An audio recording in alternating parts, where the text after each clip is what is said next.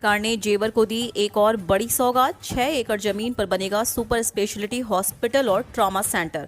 उत्तर प्रदेश सरकार के dream project के जेवर इंटरनेशनल एयरपोर्ट को एक के बाद एक बड़ी सौगात मिल रही है। इस बीच यूपी के अपर मुख्य सचिव चिकित्सा अमित मोहन प्रसाद ने सेक्टर 22E में सुपर स्पेशलिटी हॉस्पिटल और ट्रॉमा सेंटर बनाने के लिए स्थलीय निरीक्षण किया है, जबकि 6 एकड़ जमीन पर बनने वाले मल्टी स्टोरी हॉस्पिटल की तैयारियां तेज कर दी गई हैं। अब जाति, चेहरा और मजहब देखकर नहीं दिया जाता सरकारी योजनाओं का लाभ। सीएम योगी। भारतीय जनसंघ के संस्थापक सदस्य पंडित दीनदयाल उपाध्याय की जयंती पर मुख्यमंत्री योगी आदित्यनाथ ने गोरखपुर विश्वविद्यालय स्थित उनकी प्रतिमा पर पुष्पांजलि कर उन्हें भावभीनी श्रद्धांजलि दी। इस अवसर पर मुख्यमंत्री ने कहा कि पंडित दीनदयाल उपाध्याय का स्पष्ट मत था कि हमारी योजनाओं का आधार समाज के संपन्न नहीं, अंतिम पायदान का व्यक्ति होना चाहिए। आज उनका यह सपना साकार हो रहा है। प्रधानमंत्री नरेंद्र मोदी के नेतृत्व में हर गरीब को आवास, शौचालय, हर गरीब महिला को ऊर्जा के लिए ग्रीन एनर्जी के रूप में मुफ्त LPG गैस कनेक्शन, हर गरीब को आयुष्मान योजना से 5 लाख रुपए तक का स्वास्थ्य सुरक्षा कवर जैसी योजनाओं का लाभ मिल रहा है। इन योजनाओं का लाभ किसी का चेहरा, जाति, मजहब या क्षेत्र देखकर नहीं दिया जाता। यह केंद्र व प्रदेश सरकार की ओर से अंत्योदय के लक्ष्य को प्राप्त करते हुए उनके जीवन में खुशहाली लाने का प्रयास है। योगी सरकार बढ़ाएगी बियर का उत्पादन। बड़े शहरों में ज्यादा शराब की दुकानें खुलवाने के निर्देश। यूपी में बियर बनाने वाली छोटी इकाइयों की संख्या बढ़ाने का फैसला योगी सरकार ने किया है। इसके साथ ही शॉपिंग मॉल में विदेशी और अंग्रेजी शराब की दुकानों की संख्या भी बढ़ाई जाएगी। आबकारी विभाग की समीक्षा बैठक में अपर मुख्य सचिव संजय आर भूसरेड्डी ने सभी जिला आबकारी अधिकारियों को निर्देश दिए कि अब तक नोएडा, गाजियाबाद, बरेली, लखनऊ, आगरा में कुल 11 माइक्रो बिवरेज लगाई जा सकी हैं और प्रीमियर रिटेल वेंट शॉप भी अभी संख्या में कम ही खुल पाए हैं। बड़े शहरों में माइक्रो ब्रिवरी और प्रीमियम रिटेल वेंट शॉप खुलने की पर्याप्त संभावना है।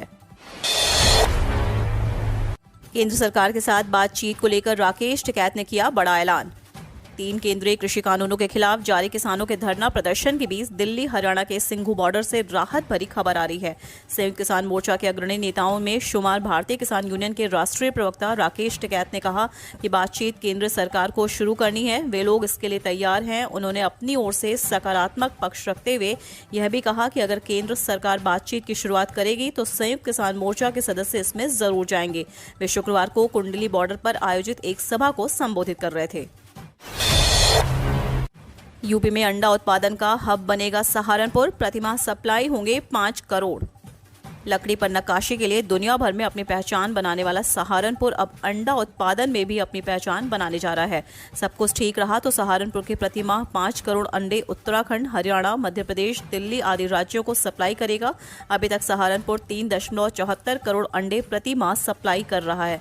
5 करोड़ अंडे सप्लाई करने के लिए कुक्कुट विकास नीति के तहत जिला प्रशासन ने 1.80 करोड़ रुपए का प्रस्ताव शासन को भेजा है।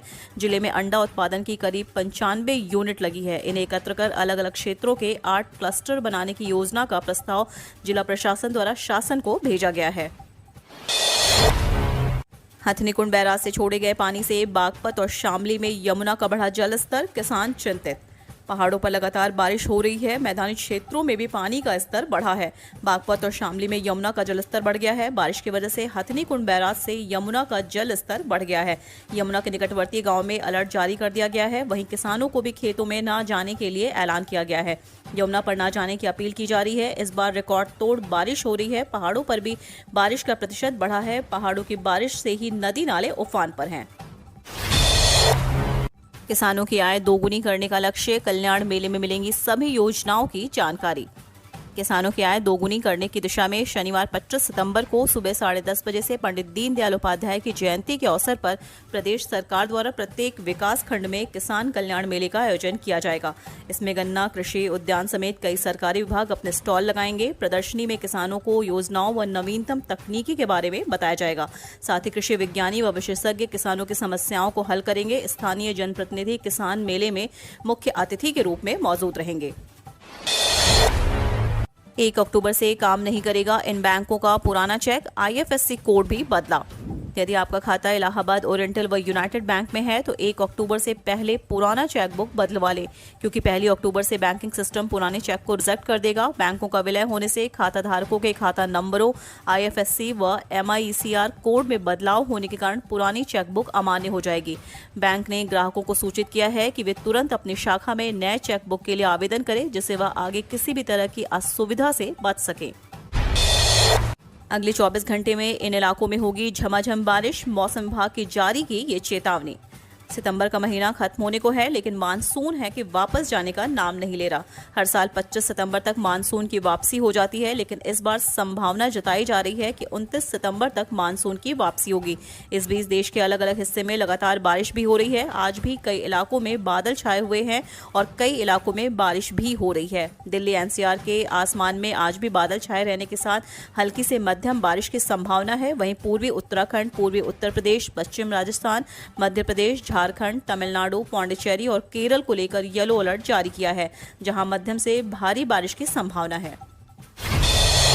धोनी के धुरंधरों ने मारी बाजी, CSK ने RCB को 6 विकेट से हराया। इंडियन प्रीमियर लीग के 14वें सीजन का आज 35वां मुकाबला खेला गया। ये मैच शारजाह में महेंद्र सिंह धोनी की कप्तानी वाले चेन्नई सुपर किंग्स और विराट कोहली के नेतृत्व वाले रॉयल चैलेंजर्स बेंगलुरु के बीच था। CSK ने RCB को 6 विकेट से हरा दिया। इस जीत के साथ वह अंक तालिका में पहले नंबर पर पहुंच गई है। राजस्थान की नजरें टॉप 4 पर। क्या दिल्ली को रोक पाएंगे रॉयल्स के धुरंधर? IPL के 14वें सीजन के 36वें मैच में शनिवार यानी आज आबू धाबी में दिल्ली कैपिटल्स और राजस्थान रॉयल्स की टीमें आमने सामने होंगी। बेहद संतुलित नजर आ रही दिल्ली की टीम राजस्थान के खिलाफ जीत दर्ज कर अंक तालिका में अपनी स्थिति मजबूत करने की कोशिश करेगी। यह मैच दोपहर बाद 3:30 बजे से शुरू है। आज के दूसरे मुकाबले में हैदराबाद पंजाब की भिड़ंत इंडियन प्रीमियर लीग के 14वें संस्करण के दूसरे चरण में आज डबल हेडर यानी 2 मुकाबले का दिन है। हम यहाँ जिस मैच की बात करने जा रहे हैं वो आज का दूसरा मुकाबला होगा। भारतीय समय के मुताबिक शाम 7:30 बजे से शारजाह के मैदान पर खेले जाने वाले इस मुकाबले में सनराइजर्स हैदराबाद और पंजाब किंग्स की टीमें आमने सामने होंगी।